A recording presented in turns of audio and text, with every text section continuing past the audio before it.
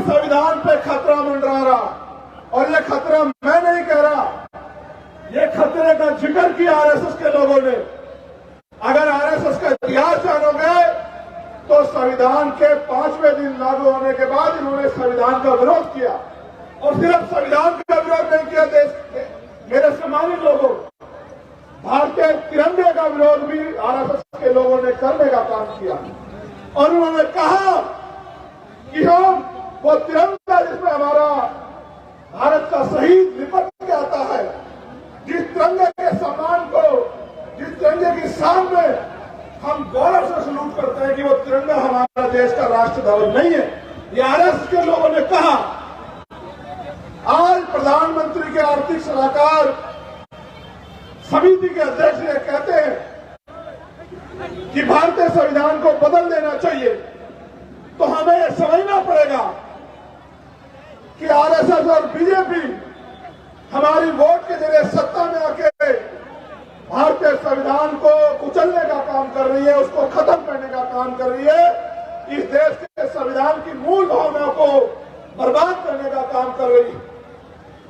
वैसे तो सम्मानित साथियों, ये बुद्ध की धरती है और बुद्ध शांति के प्रतीक है, लेकिन मुझे ऐसा लगता है कि आज भगवान बुद्ध के शांति की धरती से हमें क्रांति की शपथ भी संकल्प लेना पड़ेगा,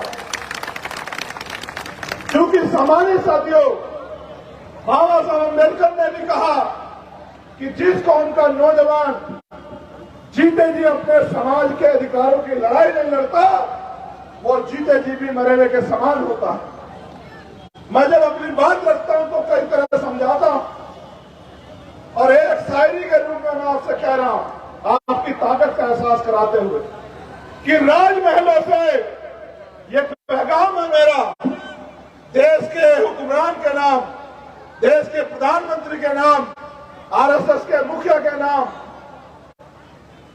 कि हमारे सब्र का इम्तिहान मत लो, कि राजमहलों से खंडरों का रास्ता हो जाएगा, हम गरीबों से जो उलझेगा वो फना हो जाएगा। हम दरिया हैं, हमें मालूम है हुनर अपना, जिस ओर चल निकलेंगे रास्ता हो जाएगा। ये बात मैं कहना चाहता हूं देश के प्रधानमंत्री, गृह मंत्री और संघ प्रमुख को, कि किसी गलत फहमी में मत रहना। मेरे बहुजन समाज के नौजवान साथियों, अधिकारी कर्मचारियों, आज हर स्तर पे आपका शोषण हो रहा है। मैं अपने नौजवान भाइयों से कहना चाहता हूं, आपको तय करना है कि आप गुलामी का जीवन जीना चाहते हो या संविधान के जरिए स्वाभिमान सम्मान का जीवन मिला है उस जीवन को जीना चाहते हो, यह आपको तय करना पड़ेगा। और मैं अक्सर कहता हूं नौजवानों को कि संघर्षों के साए में घनघोर जवानी पलती है, और इतिहास उधर झुक जाता है जिस ओर जवानी चलती है।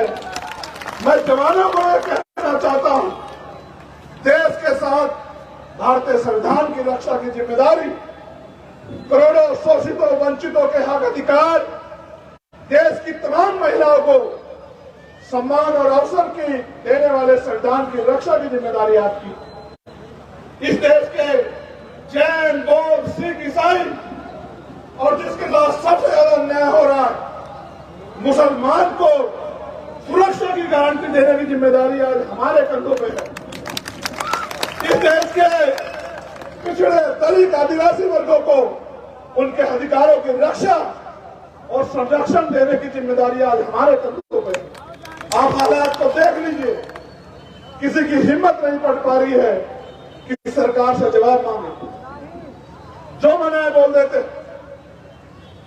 हमने तय किया है कि इन पाखंडियों की अंधविश्वास की दुकान को भी ताला हम लोग लगाने का काम करेंगे। ये जो तमाम झूठ आडंबर चल रहा है, इसकी पोल खोलने का काम भी हम करेंगे, और किसी भी स्तर पे चाहे संविधान की रक्षा का संकल्प हो, संविधान बचाओ देश बचाओ, या फिर ईवीएम द्वारा जो वोट की चोरी हो रही है, ईवीएम हटाओ लोकतंत्र बचाओ, इस नारे को मजबूत करते करते हुए आज जो संकल्प यात्रा यहां से शुरू हुई है, ये बुद्ध की धरती से जो हमने शुरू की है, अब ये पूरे देश, प्रदेशों में, गांव, कस्बों, मोहल्लों में, नगरों में जाएगी। इसके बाद 19 तारीख से यात्रा मध्य प्रदेश में शुरू हो रही है और 27 तारीख से राजस्थान में। और अब हम लोग प्लान बना के आज जो आरएसएस बीजेपी के मंसूबे में जो कील ठोकने का काम आपने किया, इतनी बड़ी सभा करा के और रात के 9 बजे भी यहाँ बड़ी मजबूती से डट के आपने जो आज अपनी ताकत दिखाने का काम किया, चौधरी अमर सिंह के हाथों में मजबूत करने का काम किया, यहाँ की जिले की कमेटी के हाथों में मजबूत करने का काम किया।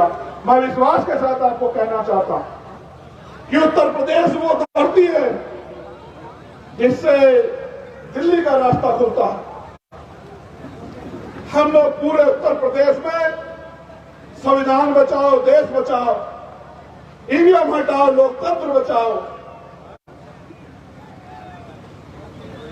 इस यात्रा को के जरिए गांव गांव में जाके बहुजन समाज में भाईचारा पैदा करना और उनके ऊपर मंडरा रहे खतरे को जो देश के ऊपर मंडरा रहा है, इसके प्रति जागरूक करके इकट्ठा करने का काम हम लोग करेंगे। और जैसा सारे नेता कहते हैं कि बीजेपी को उत्तर प्रदेश में रोका नहीं जा सकता, मैं आपको विश्वास से कहता हूं कि पूरे उत्तर प्रदेश की गली गलियों में ऐसे घूम के हम अपने बहुजन समाज के लोगों को जगा के उत्तर प्रदेश से ही भारतीय जनता पार्टी का विजय रथ लेंगे। ऐसा संकल्प भी हमें लेना। सामान्य साथियों, इस देश में एनसीआरबी का डाटा है, कहता कि 50,000 महिलाओं के साथ हत्या, रेप और यौन उत्पीड़न की घटनाएं होती हैं देश में, क्योंकि ये वो आंकड़ा जो दर्ज होता है। असल सच ये है कि 10 में से इन सत्ताओं के आगे एक मामला दर्ज होता है, यानी कि एक्चुअल घटनाएं 5 लाख के करीब है।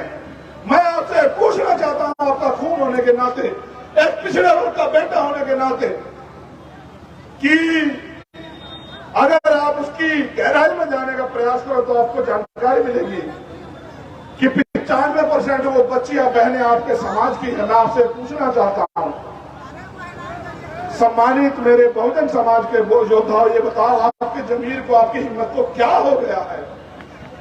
जिनकी संख्या इतनी सी है वो हमारे लोगों को नोच रहे हैं और हम लोग बैठ के तमाशा देख रहे हैं। तुम्हारी जवानी को हो क्या गया है मेरे वीरों? क्या ऐसी मुसीबत आई है कि तुम अपने हक अधिकार के लिए आवाज भी नहीं उठा पा रहे?